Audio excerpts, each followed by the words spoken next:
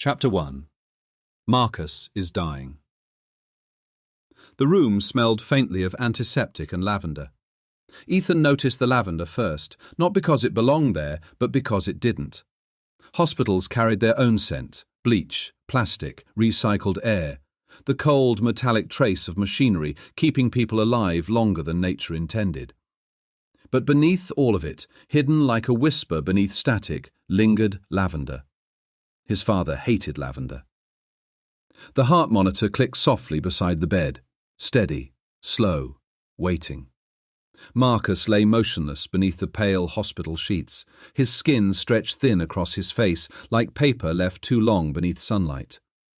Tubes disappeared beneath the blanket and into machines Ethan no longer trusted. For the last 3 days, the doctors had changed their explanations every few hours. Organ failure, neurological collapse, aggressive intestinal necrosis, unknown autoimmune response. They kept changing the words, but the result remained the same. Marcus was dying. Outside the room, distant wheels rolled across polished floors. A nurse laughed somewhere down the hallway before the sound abruptly stopped, cut short as though someone had muted the world itself. Ethan tightened his grip around his father's hand. It felt colder tonight. "Dad?" Marcus's eyelids twitched, not fully awake, not fully gone, somewhere between. The overhead light flickered once, just once. Ethan looked up instinctively.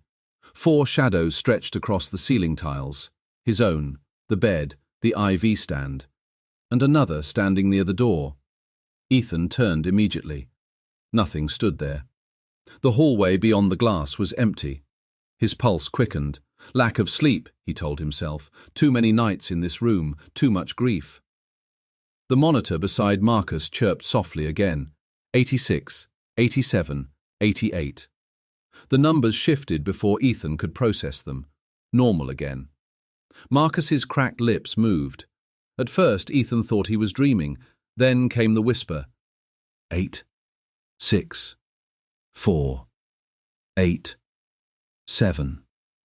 Barely audible, Ethan leaned closer. What?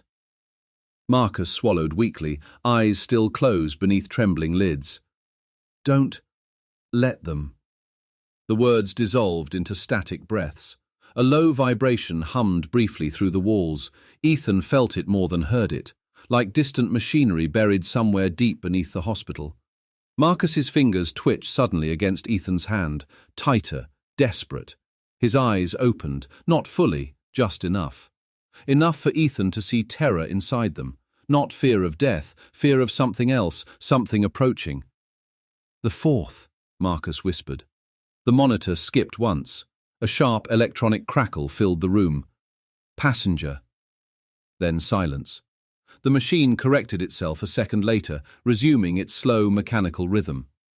Ethan stared at his father. "What 4th passenger?"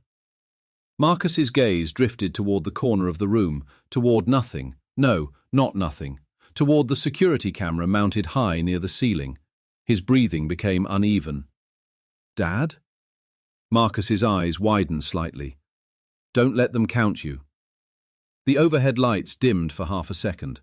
When they returned, Ethan could have sworn the room looked different. Longer somehow. The corners darker, the shadows deeper. Marcus's lips continued moving silently, repeating something, over and over. Ethan leaned closer until he could feel the warmth of each dying breath against his ear. 8, 6, 4, 8, 7. Again. 8, 6, 4, 8, 7. Again. 8, 6, 4, 8, 7. The number settled into Ethan's mind with unnatural weight, not spoken like a code, spoken like a memory or a warning. Outside the room, Karen Holt stood near the waiting area coffee machine, pretending to read a medical chart she hadn't looked at in nearly 10 minutes. Something felt wrong tonight, not emotionally wrong, structurally wrong. The waiting room television displayed muted weather forecasts no one watched. Chairs sat half-occupied beneath dim fluorescent lights.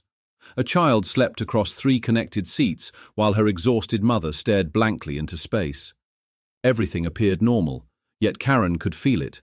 patterns repeating slightly out of sequence. A nurse passing twice within seconds, the wall clock near reception skipping backward for less than a second. Conversations stopping whenever she looked directly at them. Her eyes drifted toward Jimmy Bean. Catfish, everyone called him that now. He sat near the far corner speaking quietly with a tall man Karen didn't recognize. The stranger wore a dark grey jacket and sat unnaturally still while Catfish talked. Too still. Karen frowned.